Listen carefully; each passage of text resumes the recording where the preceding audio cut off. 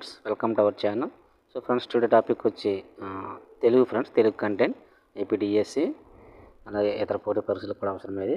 So already గత వీడియోలో మనం థర్డ్ ఫోర్త్ అయితే చెప్పడం జరిగింది. అలాగే అందులో కూడా లోయర్ క్లాస్ కనుక పెద్దగా గ్రామర్ పాయింట్స్ అయితే ఎక్కువగా రాలేదు. ఇక్కడ నుంచి అయితే మనకు 5, 6, 7, 8, 8th క్లాస్ వరకు కూడా పూర్తిగా గ్రామర్ పాయింట్ కూడా ఉంటుంది ఫ్రెండ్స్.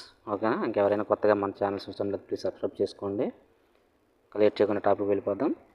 చూడండి ఫ్రెండ్స్, థర్డ్ టాపిక్ 5వ తరగతి నూతన తెలుగు వాచకం. ముందే చెప్పాం, మనము 2 కూడా కవర్ చేస్తున్నాం. సో ఓల్డ్ టెక్స్ట్ బుక్ సంబంధించి అయితే పాఠ్యాంశాలు అయితే అవసరం లేదు, కానీ అందులో గ్రామర్ పాయింట్ యూజ్ అవుతాయి ఫ్రెండ్స్. అందుకని అవి కూడా చెప్పడం జరుగుతుంది. సో నూతన తెలుగు వాచకం చూడండి, 5వ తరగతి. రాయప్రోలు సుబ్బారావు గారికి అభినయ నన్నయ్య, నవ్య కవితా పితామణి అని బిరుదులు ఉన్నాయంటండి. ఈయన యొక్క రచన చూడండి: తృణకంకణం, స్నేహలత, స్వప్నకుమారం, కష్టకమల, వనమాల, రాయప్రోలు సుబ్బారావు యొక్క రచనలు అండి. ఈయన యొక్క రచనలు ఎలా గుర్తుపెట్టవచ్చు అంటే అన్ని లేడీస్ పేర్లే ఉంటాయి చూడండి. తృణకంకణం, స్నేహలత, స్వప్న, కష్టకమల, వనమాల అలా గుర్తుపెట్టుకోవచ్చు అండి. రాయప్రోలు సుబ్బారావు ఈయన మొదట పాఠ్యాంశం రచించారు 5వ తరగతిలో, చెప్తాం అది. నెక్స్ట్ చూడండి, భారత ప్రభుత్వం సుబ్బారావు గారిని పద్మభూషణ్ బిరుదుతో సత్కరించిందంటండి. రాయప్రోలు సుబ్బారావు ఏ దేశమేగిన ఇందికాలిన గేయాన్ని రాయప్రోలు సుబ్బారావు గారు రచించారంటండి.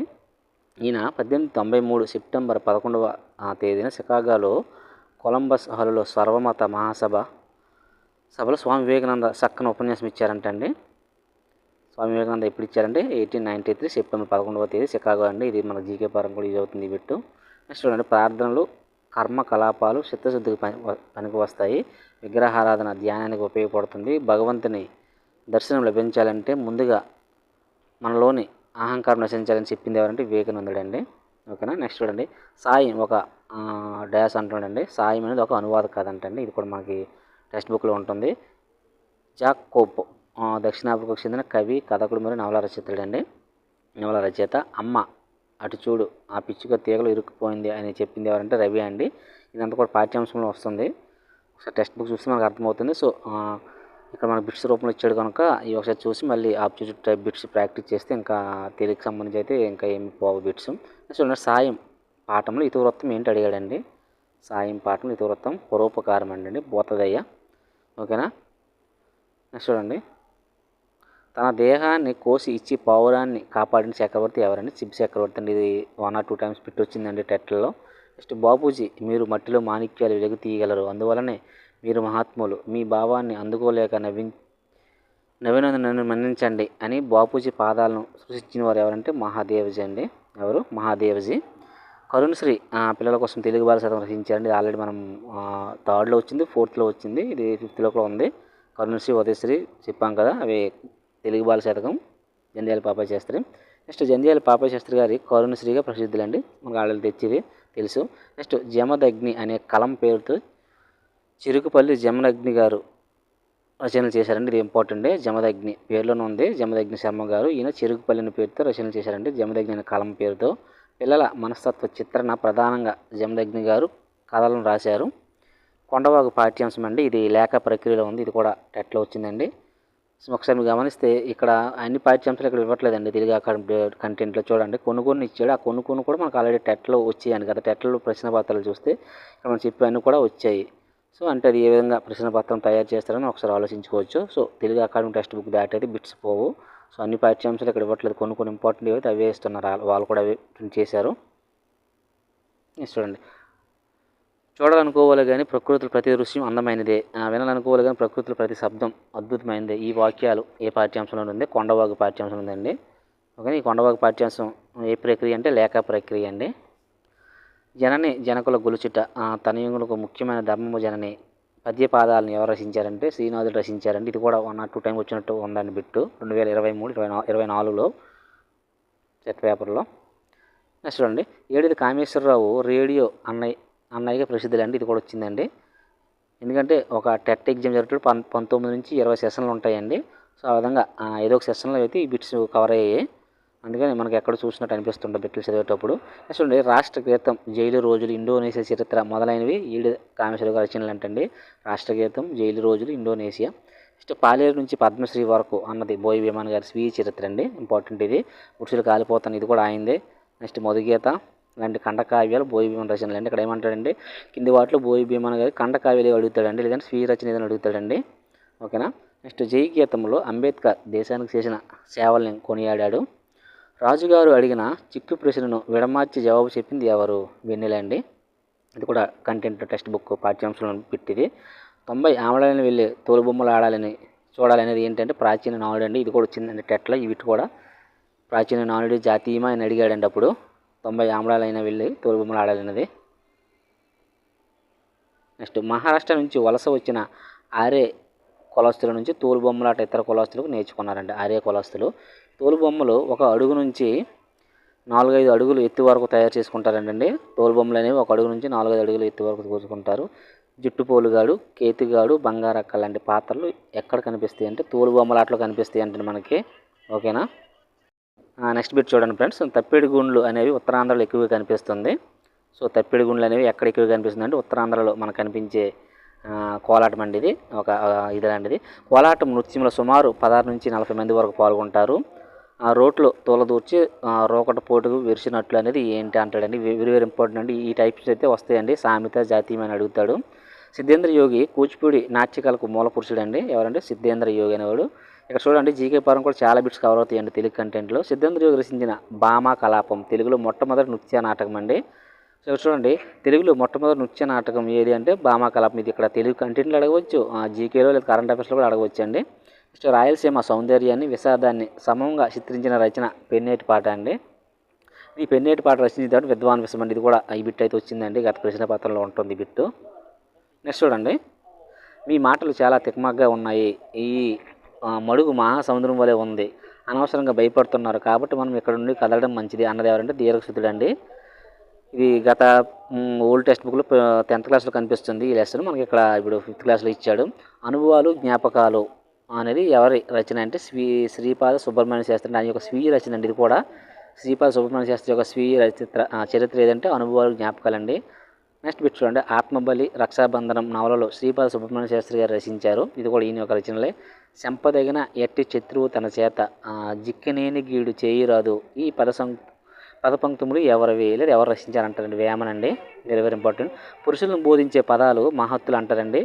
ఇది గ్రామర్ పాయింట్ అండి. తక్కినవి అమత్తులు అండి. ఇక్కడ కన్ఫ్యూజ్ చేయొచ్చు. పురుషులు బోధించే పదాలు మహత్తులు, అమత్తులు మహిళలు అనుకుంటారండి. కాదండి, అమత్తులు అనేవి తక్కినవి మిగతా అన్నీ కూడా అమత్తుల కింద వస్తాయి.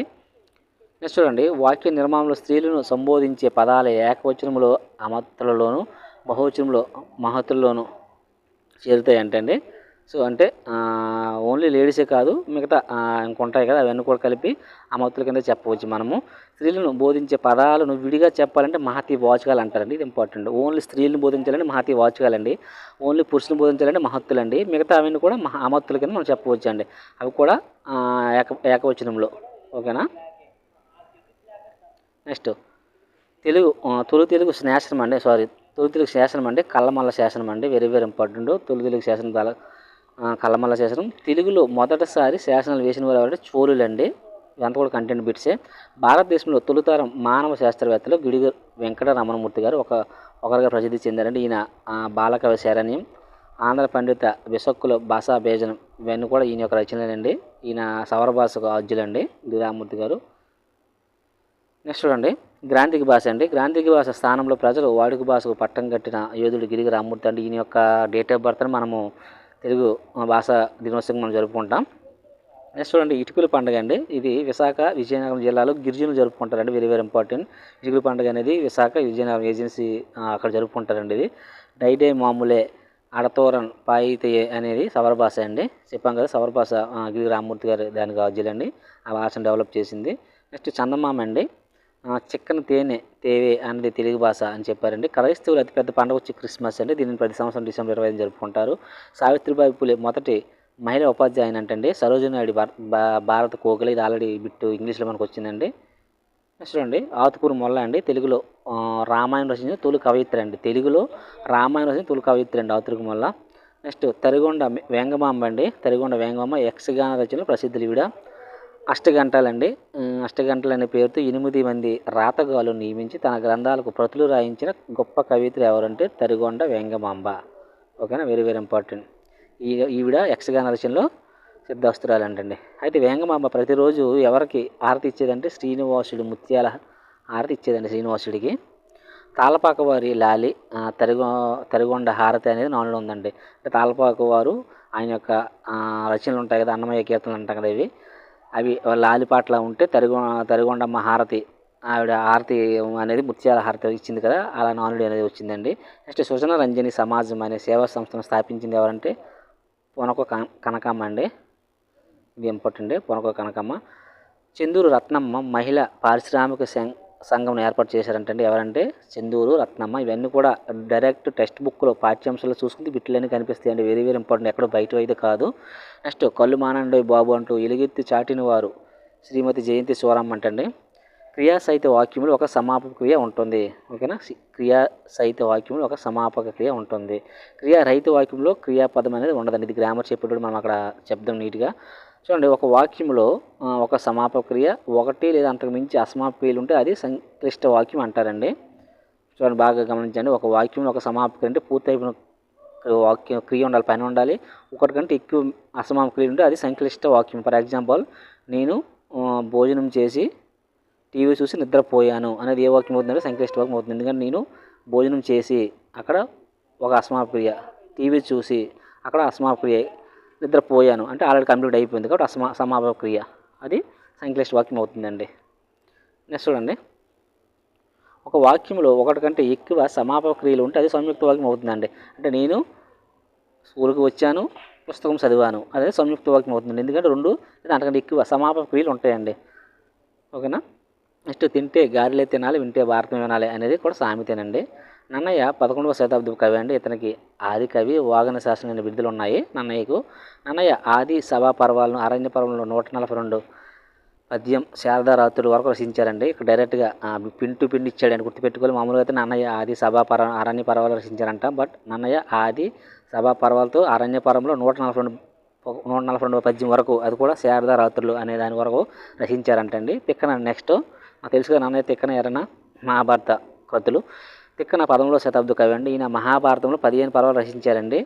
తిక్కనకు కవి బ్రహ్మ, ఉభయ కవి మిత్రుడు అని బిరుదులు ఉన్నాయి. నిర్వచూత్రన రామాయణం ఎవరిదంటే ఈయనదేనని తిక్కన రచించారు. ఎర్రన నెక్స్ట్ అండి, ఎర్రన 14వ శతాబ్దం, హరివంశం, నృసింహ పురాణం ఎర్రన రచనలు. ఈ మూడు కూడా వెరీ వెరీ ఇంపార్టెంట్ అండి. ఎర్రనకు ప్రబంధ పరమేశ్వరుడు, సింబుదర్శ అని బిరుదులు ఉన్నాయి. మ్యాక్సిమం ఈ ముగ్గురు నుంచి ఖచ్చితంగా ఒక బిట్ అయితే రావడానికి అవకాశం ఎక్కువగా ఉంటుందండి. మహాభారతంలో ఎర్రన అరణ్య పర్వశేషం రచించాడంటే ఇక్కడ అరణ్య పర్వం ఉంది కదండి, 142 పద్యం ఉంది కదా శారదరాత్రులు, ఆ రిమైనింగ్ అనేది ఎర్రన రచించారంటండి. నెక్స్ట్ అండి, మంచి బహుమతి సంభాషణ ప్రక్రియ ఉందండి. ఈ మంచి బహుమతి అంటే లెసన్ అండి, లెసన్ పేరు ఇది. ఈ లెసన్ పేరు ఈ మంచి బహుమతి పాఠ్యాంశం ఏ ప్రక్రియలో ఉంది అంటాడండి, సంభాషణ ప్రక్రియ ఉంది. Next, the Kingdom of the God is with in you అనే పుస్తకం తనని అహింస వైపు నడిపించిందని గాంధీజీ పేర్కొన్నారండి, గుర్తుపెట్టుకోవాలి. తనకు పుస్తకాలే శాశ్వత స్నేహితులని డాక్టర్ అబ్దుల్ కలాం గారు అన్నారండి. అంబేద్కర్ 32 పుస్తకాలు రచించారు. ఏంటంటే 32. 1940లో జాన్ గుటెన్బర్గ్ అత్యంతరాన్ని కనిపెట్టాడు. లింగవచన విభక్తులు లేని పదాలను అవ్యయాలు అంటారండి. లింగవచన విభక్తులు అంటే డూ, మూవులు ఉన్నాయి కదండి, అవి కాకుండా ఉన్నవి అవ్యయాలు అంటారండి. అవ్యయాలు ఇంకేం కాదు, నిన్ను, నన్ను ఉంటాయి కదా, అవ్యానండి. వాటిని అవ్యయాలు లేదా నకారమైన గుర్తుపెట్టుకోవచ్చు అండి నీట్గా అవ్యయాలంటే.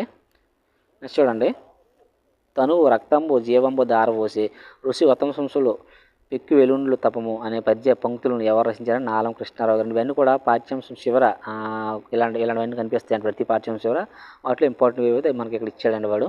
నెక్స్ట్, నాయన పూర్వం పద్యం చెబితే బంగారం వెండి ఇచ్చేవారు, ఇప్పుడు పకోడీ అయినా ఇచ్చేవాళ్ళు లేరు అని పకోడీ మీద పద్యం చెప్పిన కవి అంటే చిలకమర్తి లక్ష్మీ నరసింహ అండి.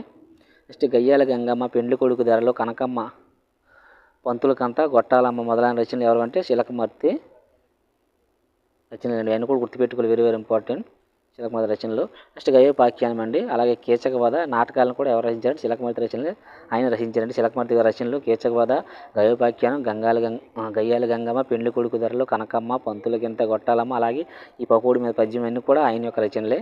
అలా గుర్తుపెట్టి నెక్స్ట్ ఇంకా ఉన్నాయండి, రామచంద్ర విజయం, గణపతి లాంటి నవలను కూడా చిలకమర్తి లక్ష్మీ నరసింహ గారు రచించారండి.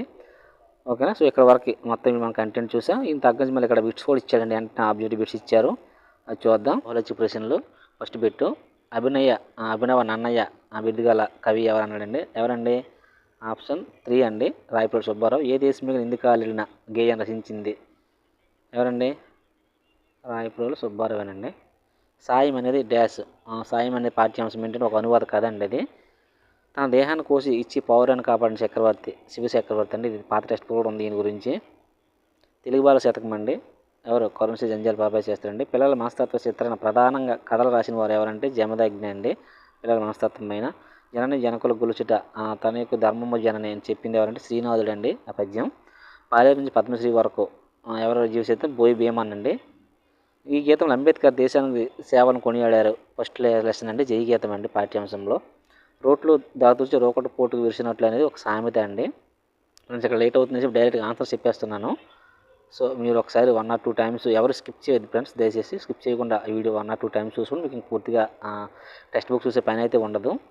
పెన్నేటి పాట రచించింది విద్వాన్ విశ్వం అండి. Option 1 is correct answer. అనుభవాలు జ్ఞాపకాలు వీరు చేసే చరిత్ర ఎవరిదండి? అనుభవాలు జ్ఞాపకాలు శ్రీపాద సుబ్రహ్మణ్య శాస్త్రి అండి. Option 1 is the correct answer. తెలుగులో మొదటి శాసనాలు వేసిన వారు ఎవరండి? చాణక్యులు, కాకతీయులు, రాష్ట్రకూటులు, చోళులు. ఆప్షన్ 1 అండి చోళులు. ఇది కూడా టెట్లో వచ్చిందండి కదా, టెట్లో ఒకసారి. గ్రాంధిక భాష స్థానంలో ప్రజల వాడుక భాష కోసం పాడుపడింది గిడుగు రామ్మూర్తి పంతులండి. తెలుగొంగ వెంగమాంబ ఏ రచనలో సిద్ధహస్తురాలు? ఎందులో అండి? యక్షగానం. క్రియా సహిత వాక్యంలో ఒక సమాపక క్రియ ఉంటుంది, ఒక అసమాపక క్రియ ఉండదండి. క్రియలు లేకుండా ఉంటుంది, 2 అసమాపక కాదండి, ఒక సమాపక క్రియ ఉంటుంది క్రియా సహిత వాక్యంలో. కవి బ్రహ్మ ఎవరండి? నన్నయ్య, ఎర్రన, తిక్కన అండి. మహాభారతంలో ఎర్రన రాసింది ఏదండి? అరణ్య పర్వశేషం. నన్నయ్య వదిలేసిన మిగతా భాగం రాశారండి ఆయన. తనకు పుస్తకాలు శాశ్వత స్నేహితులు అన్నది ఎవరంటే అబ్దుల్ కలాం అండి. Option 1 is the correct answer. లింగ వచ్చిన విభక్తులు లేనివి చెప్పాము అక్కడ ఆల్రెడీ మనం. అవ్యయాలు దీన్నే నకారంతో పిలుస్తారని కూడా చెప్పాం. ఇన్ని ఉంటాయి కదా, ఇన్ని పొల్లు, వాటిని అవ్యయాలు అంటారండి. పాత తెలుగు వర్షం కూడా ఒకసారి చూసేద్దాం. పాత తెలుగు వర్షం ఇంపార్టెంట్ బిట్స్ ఏమన్నది. వేదులు సత్యనారాయణ శాస్త్రి అండి. గౌతమి కోకిల ప్రసిద్ధి అండి. ఇవన్నీ కూడా జీకే పరంగా యూజ్ అవుతాయి మనకి.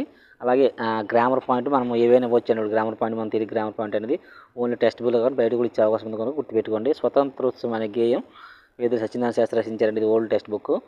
ఓల్డ్ అంటే అది మరీ ఓల్డ్ కదండి, 24 వరకు ఉన్నది. హిమాలయాల నుంచి కన్యాకుమారి వరకు భారతీయులంతా ఐక్యమత్యంతో ఉండాలని ఈ స్వాతంత్రోద్యమం గేయం అనేది చెప్తుంది. భారతీయులుగా జీవించడం అలవర్చుకోండి, స్వదేశీ భావనలు పెంచుకోండి అని చెప్పింది సరోజిని నాయుడు. పరంధామయ్య రంగపురానికి చెందిన రైతు అండి ఈయన. పరంధామయ్యని కలిసిన మాట్లాడడానికి రామయ్య యాదయ్యని తీసుకొని వాళ్ళ ఇంటికి వచ్చాడు. సౌజన్య పుట్టినరోజు జూలై 8 అండి. నెక్స్ట్ సౌజన్య యాదయ్యకు కుందేలు కథ చెప్పిందండి. సో కుందేలు కథ యాదయ్యకి వచ్చి సౌజన్య చెప్పారండి. శ్రీశైలం, ద్రాక్షారామం, కాళేశ్వరం ఈ 3 శైవక్షేత్రాలు కలిపి త్రిలింగాలు అంటే ఇది 4 సార్లు వచ్చిందని బిట్టండి. ఇది వెరీ ఇంపార్టెంట్. ఇది శ్రీశైలం కర్నూలు జిల్లాలో ఉందండి. ఈ క్షేత్రం భ్రమరామిక మల్లికార్జున స్వామి ఉంటారు. సాక్షి గణపతిని దర్శించుకున్న తర్వాత మల్లికార్జున స్వామిని భక్తులు దర్శించుకుంటారు. శ్రీశైలానికి తూర్పున త్రిపురాంతకం, దక్షిణాన సిద్ధపటం, పడమన అలంపూర్, ఉత్తరాన ఇమామహేశ్వరం క్షేత్రాలు ఉన్నాయంటండి. నెక్స్ట్ బ్రహ్మరాంబదేవి ఆలయం అష్టదశ శక్తిపీఠాలు ఒకటండి. ద్రాక్షారామం ఎక్కడ ఉందంటే తూర్పుగోదావరి జిల్లాలో ఉందండి. ఇది ఇక్కడ భీమేశ్వర స్వామి, మాణిక్యాంబ ఇక్కడ కొలువై ఉంటారు. నెక్స్ట్ శ్రీనాథుడు రచించిన భీమకాండంలో ద్రాక్షారామం గురించి అయితే ఉందండి. ఇప్పుడు ఇవన్నీ బిట్స్ అన్నీ కూడా మనకి వచ్చాయండి టెట్లలో. ఎందుకంటే 24 లేటెస్ట్ టెట్ కాకుండా మిగతా అన్ని టెట్లలో కూడా ఈ బిట్స్ ఏమి ఉంటాయి మనకు కనిపించి ఉంటాయి, చూసుకోండి. నెక్స్ట్ చూడండి, కాళేశ్వరం తెలంగాణ రాష్ట్రం ఉందంటండి. ప్రాణేత గోదావరి సరస్వతి నదులు సంగమ క్షేత్రంలో పవిత్ర క్షేత్రం వచ్చి కాళేశ్వరం అండి. మా తోట గేయం పర్యావరణ స్వభావం కలిగి ఉంటుంది. సహవాసం కథ మానవ సంబంధం ఇతివృత్తంగా ఉంటుందండి.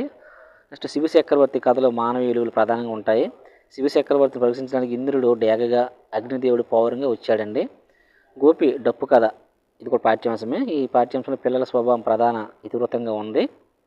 నెక్స్ట్ అవ్వ ఏడవకు, నా దగ్గర కర్రచక్రం ఉంది, దీన్ని పొయ్యి వెలిగించుకొని రొట్టెలు చేసుకొని నీ ఆకలి తీర్చుకొని చెప్పింది ఎవరంటే గోపి అండి. గోపి అవ్వతో చెప్తాడు. ఈ బిట్ కూడా వచ్చిందండి. నెక్స్ట్ మన దేశంలో ఇటీవల జరిపిన సర్వేలో 20% అన్నం వివిధ వేడుకలు వృధాగా పడేస్తున్నారని తేలిందంటండి. 20%. అలహాబాద్ త్రివర్ణ పథకాన్ని బ్రిటిష్ వారు కళ్ళు గప్పి ఆవిష్కరించింది ఎవరంటే లాల్ బహదూర్ శాస్త్రి. ఓకేనా. నెక్స్ట్ చూడండి, లాల్ బహదూర్ శాస్త్రి శ్రీ వేషధారణలో వచ్చి త్రివర్ణ పథకాన్ని అలహాబాద్లో ఆవిష్కరించారంటండి.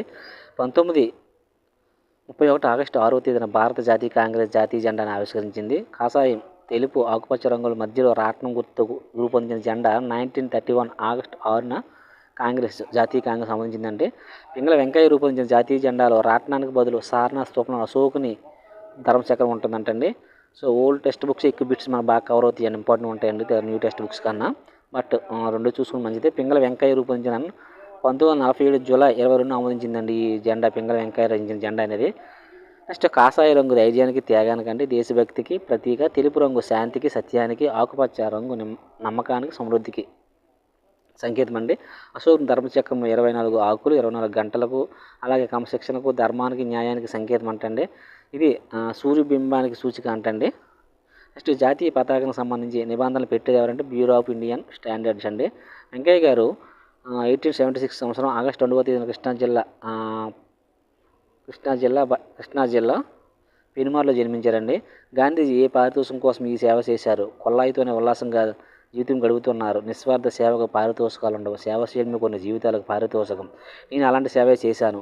ఇలాంటి పనులతో నేను ఆనందం పొందుతాను అని చెప్పింది ఎవరంటే పింగళి వెంకయ్య నాయుడేనండి. మనసుంటే మార్గం ఉంది పాఠ్య భాగం లేఖ ప్రక్రియ అండి. మనసుంటే మార్గం ఉంది. అదే కొత్త టెక్స్ట్ బుక్లు వచ్చేటప్పుడు కొండవాగండి లేఖ ప్రక్రియ. వికలాంగులు ఆత్మగౌరవం ఇతివృత్తంగా ఉండే పాఠ్య భాగం మనసుంటే మార్గం ఉంటుంది. ఒక సమాపక్రియ కలిగి వాక్యాలను సామాన్య వాక్యాలు అంటారండి. అంటే నేను తిన్నాను అంతే అయిపోయిందండి. అది ఒక సామాన్య వాక్యం. నెక్స్ట్ చదువురాని వారికి చదువు నేర్పడం, వికలాంగులకు సహాయపడటం, తోటివారికి అన్నదానం చేయడం అనేది దేవుడి పూజలు అని జ్యోతిరావు పూలే అన్నారండి. సీతాకోక చిలక ఇతివృత్తం వచ్చే జీవ వైవిధ్యం అండి. సీతాకోక చిలుకలు గేయ కథను ఆవంశ సోమసుందర్ రచించారండి. అలాగే ఈ చెట్టు మీదండి క్షమించండి ఈ చెట్టు నీడను నాకు అమ్ముతారా, నేను కొనుక్కుంటానని శివయ్య ముసలాయన్ని అడుగుతాడండి. వాక్యంలో క్రియాపదం లేకపోయినా పూర్తి అర్థాన్ని ఇచ్చే వాక్యాన్ని క్రియారహిత వాక్యం అంటారండి. ఒక వాక్యంలో క్రియాపదం లేదు అయినా పూర్తి అర్థాన్ని ఇచ్చే వాక్యాన్ని క్రియారహిత వాక్యం అంటారండి. మనం ఎలాగైనా ఈ బొమ్మను ప్రదర్శనలో పెట్టాలి అంటూ ఎవరు పరిగెత్తింది? శర్మిల. ఇది కూడా ఆ పాఠ్యాంశంలో ఉందండి. ప్రయత్నిస్తే పాఠం ఇతివృత్తం వచ్చి పిల్లల శక్తి సామర్థ్యాలు. ప్రయత్నిస్తే పిల్లల శక్తి సామర్థ్యాలు అండి. తెలుగు ధనానికి ప్రతీక అయిన పండుగ సంక్రాంతి. రథం ముగ్గు సూర్యభగవాన్ సంకేతం అంటే సంక్రాంతి పాఠ్యభాగం రచయిత డాక్టర్ ఆశావతి ప్రకాశరావు అండి.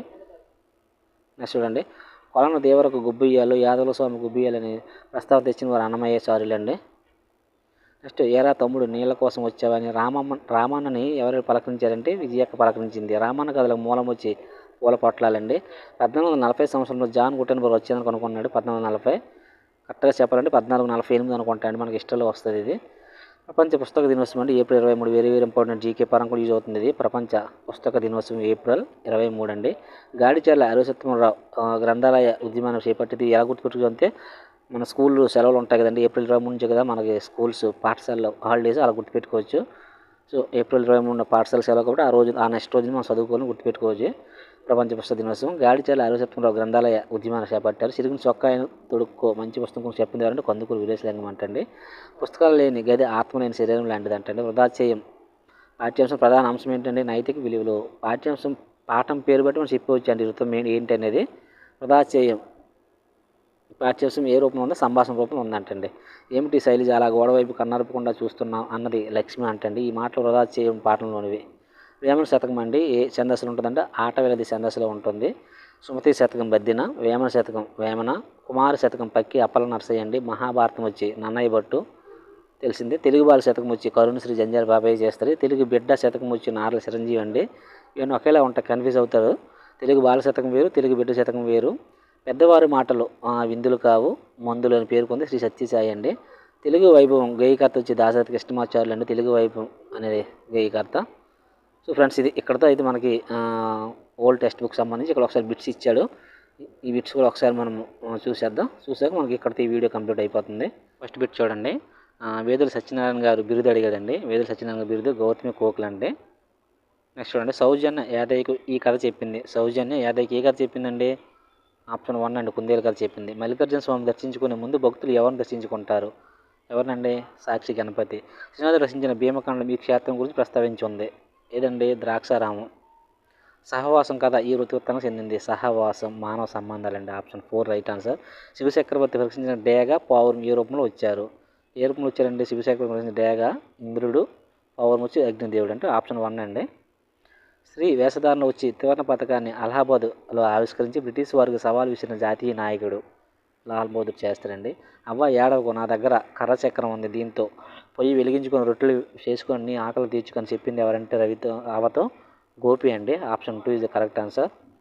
పింగళ వెంకయ్య రూపొందించిన జాతీయ జెండా ఎప్పుడు ఆమోదించారండి? 1947 జూలై 22 అంటే ఆప్షన్ 1 అండి. జాతీయ జెండాలో ఆకుపచ్చ రంగు దేనికి సంకేతం? దేనికండి ఆకుపచ్చ రంగు? ఆప్షన్ 3 అండి, నమ్మకానికి సమృద్ధికి. మనసుంటే మార్గం ఉంది పార్టీ భాగం.